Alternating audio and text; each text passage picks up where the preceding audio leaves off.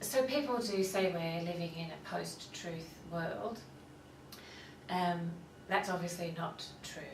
There are things that are true and there are things that are lies. And I think it's, when I was growing up, it was the era of postmodernism, and it was very fashionable then too to say that, you know, in a sense, truth was in the eye of the beholder, and there were many different ways of reading events and reading texts. It is true that there are many different ways of reading events and texts, but it is also true that there are truths that are, well, to use an Orwellian term, more true than others. We are living in an age of massive inequality that is statistically true. We are living in an age of climate change that is obviously true. There are different views about what to do about it, but I think that it's the people who are saying that we're living in a post-truth era, we need to work out who that serves. And I think that learning to think in historical terms, or in political terms, or in analytical terms, but particularly to do with history, you are taught to look at things and say, well, who was saying that and why were they saying it? So that's a way of finding out,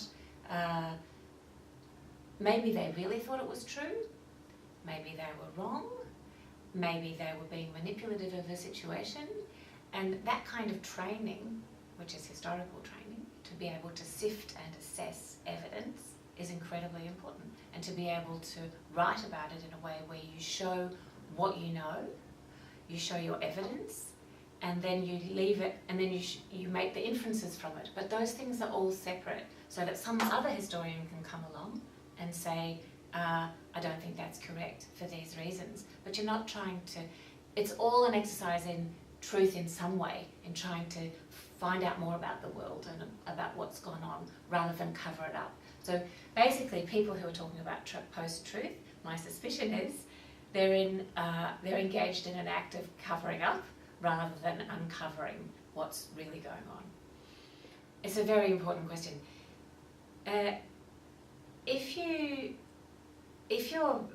So I've written this book of non-fiction, Stasiland, and a book of fiction, All That I Am. And when you're reading a book, the first thing almost that you know about it is whether this is non-fiction, which says everything in this book is true. There could be mistakes in it, but I'm trying to be true, says the author. And this is a novel. So in this book, it's not necessarily factually true, but if the novel is going to work, it has to be emotionally true. So it has to make sense, the characters' motivations have to make sense, and you are being taken on an emotional ride, whether it's Harry Potter or Catherine Boo or Orwell. And the success of that novel will be how it moves you, how convinced you are by it. You can be moved and convinced by non-fiction, but everything in it has to be true.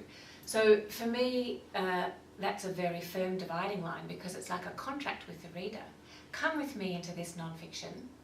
I will wow you with what the world is really like. Yeah? The novel says, come with me into this world that I've made up, and I will show you how these feelings feel, what it's like to be someone else and experience these feelings. And if I'm any good, you will feel that yourself. It will transmit to you. So Lincoln in the Bardo that you're talking about is very moving and sad. It's about grief, and it's about love, and it's about how grief is really love after the fact. But those things are very important it's important to know what you're reading, so that you know you're not tricked. We don't read a novel. If we read Hilary Mantel, we do get an amplified sense of what that might be like, and she might be very true to fact, but we're not looking for facts in there. You know, we might be getting them, but we're imagining that we're getting a better understanding of the people involved. And if we're reading someone on the history of it, we want to know that those things really did happen. I found that the other reason that I had to write non-fiction for Stasiland was that if I put the extraordinary courage of those schoolgirls, Miriam and Julia, or of Frau Paul into a novel, it would not have been believable. It would have looked like fantasy, you know, that they were so brave, that they refused to collaborate against this whole system that could destroy them. You know, it makes the Hunger Games look real. So I couldn't put that in a novel because people would have said, oh, come on, this wouldn't be real. So to do them justice, I had to put it in a non-fiction book because it's like, this is how extraordinary people are. You know, they can make this bizarre world and then they can behave extraordinarily well in it or extraordinarily bad in it. In All That I Am, everybody knows kind of what the Hitler world was like. And that there was some resistance. They didn't know about this particular resistance until my book. But I wanted to show this is what it feels like to be so afraid and yet keep going. You know, in a way, both the books are about that.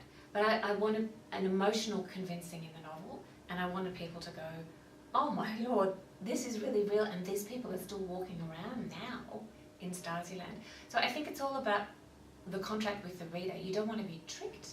You need to know what it is that you're getting. Is it fish or fowl?